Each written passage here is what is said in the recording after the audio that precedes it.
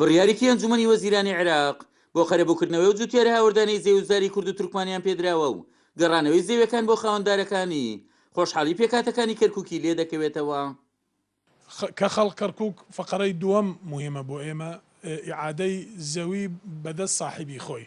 اینجا تعویز حکوومەت مرکز پارە بەدەستێتی با تعویز بدات.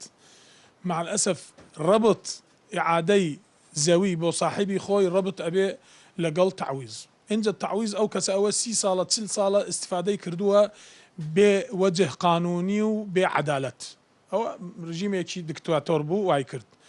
بۆ ڕبط ئەبێ ئەم دوو مەوزوعە مەفروض زەوی با بگەڕێتەوە بەدەست صاحبی خۆی اینجا متضرریش با حکوومەی مرکز تعویز بکات. مەفروض تەسەلسول عکس بێ.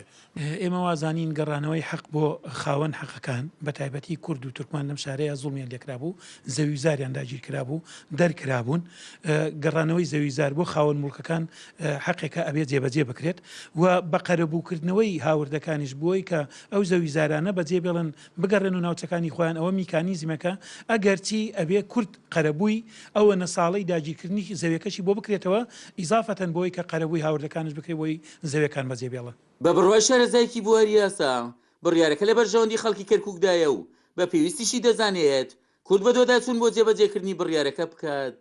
هەمیەتی لەوەدا خۆی بێتەوە ئەمە هەنگاوێکە بۆ جێبەجێکردنی مادەی 140 بۆ استقراری اقتصادی و ئیداری و زراعیش تەنانەت لە کەرکووک کە لەبەرەوەی ئەو زەویانە خاوەن زەویەکان ناتوانن سوودێکی وای لێ ببینن لەبەرەوەی تا ئێستا یەکلای نەبووە ئەگەر یەکلای بێتەوە بە تاکید ئابووری کەرکووکش بژانەوە بە خۆی بینێت و لە ڕووی سیاسیش و کاریگەری خۆی بێ.